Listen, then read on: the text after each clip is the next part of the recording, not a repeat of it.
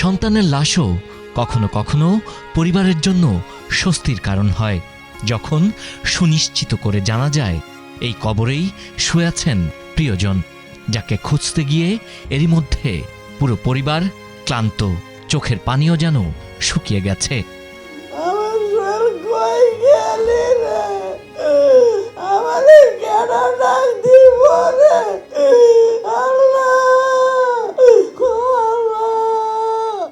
আমি তো কোনো জায়গায় ভাত রাখি নাই, দুজনে এই জায়গায় শুয়ে আছ, আমি তো জানি না।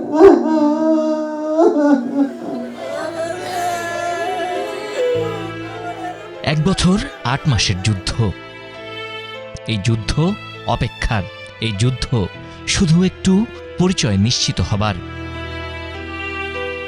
হতভাগা মা হাজেরা বেগম অবশেষে জানতে পেরেছেন এই কবরেই শুয়ে আছেন তার নারীছেঁড়া সন্তান ফয়সাল। কবরে হাত বুলিয়ে যেন ছেলেকেই স্পর্শ করতে চাইছেন এই দুঃখিনী মা।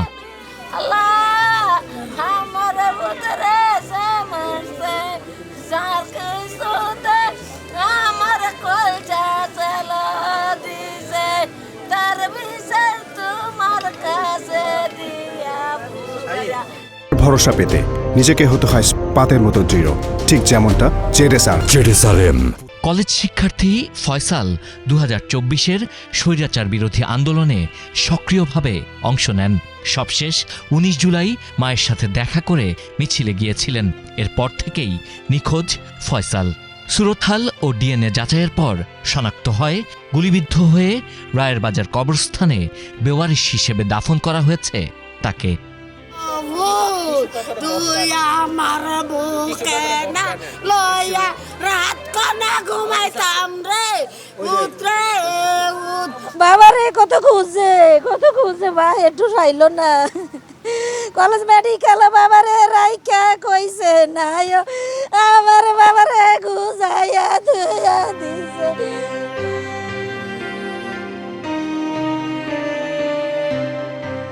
রায়ের বাজারে ১১৪ জনের গণকবর থেকে ফয়সালের মতো ৮ শহীদের পরিচয় শনাক্ত করেছে পুলিশের অপরাধ তদন্ত বিভাগ সিআইডি।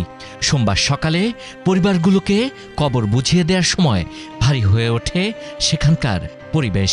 শহীদ পরিবারের স্বজনরা নির্মম এই হত্যাযজ্ঞের দৃষ্টান্তমূলক শাস্তি দাবি করেন। হাসিনার পুলিশ আমার ভাইকে কেবল হত্যাই করেনি, আমার ভাইকে অজ্ঞাত পরিচয় বেওয়ারিশ ভাবে দাফন করছে। আমার ভাইয়ের ওয়ারিশ থাকার সত্ত্বে বেওয়ারিশ ভাবে দাফন করছে। আমি ফ্যাসিস্টদের বিচার চাই। ৫ আগস্ট আওয়ামী লীগ ক্ষমতাচ্যুত হবার পর জানা যায় আঞ্জুমানে মফিদুল ইসলামের মাধ্যমে রায়ের বাজারে বেওয়ারিশ হিসেবে কবর দেয়া হয়েছে শতাধিক মানুষকে। সুরতহালে দেখা যায় এদের বেশিরভাগই গুলিবিদ্ধ। গণমাধ্যমে কয়েক দফা খবর প্রচারের পর এই জায়গাটিকে গণকবর আখ্যা দেয় সরকার। ভুক্তভোগীদের পরিচয় শনাক্তে নির্দেশ দেন আদালত। ২০২৫-এর ৭ ডিসেম্বর থেকে ২৫ ডিসেম্বর ১৮ দিন চলে নিবিড় তদন্ত। সিআইডির সাথে যোগ দেয় আন্তর্জাতিক ফরেনসিক বিশেষজ্ঞরাও। তদন্ত সংস্থাটি বলছে ১১৪ মরদেহের সবাই জুলাই আন্দোলনে শহীদ নন, আছেন সাধারণ মানুষও।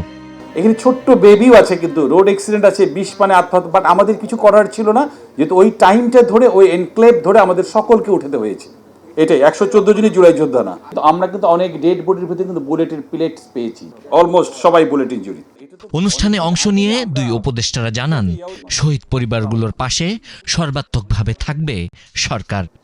জুলাই অভ্যুত্থানে নিহত সমস্ত শহীদদের আত্মত্যাগ আমাদের জাতীয় ইতিহাসের অবিচ্ছেদ্য অংশ। তাদের এই আত্মত্যাগ জাতির ইতিহাসে চিরস্মরণীয় এবং অম্লান হয়ে থাকবে। জুলাই ২০২৪-এর গণ অভ্যুত্থানে যারা এদেশের জন্য অকাতরে প্রাণ দিয়েছেন, বীর শহীদদের প্রতি জানাই আমাদের বিনম্র শ্রদ্ধা।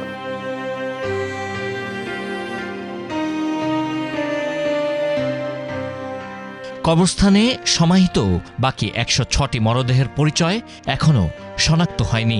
সিআইডি বলছে, জুলাই আন্দোলনের সময় নিখোঁজ পরিবারের সদস্যরা তাদের কাছে আবেদন করলে তা শনাক্তে কাজ করা হবে।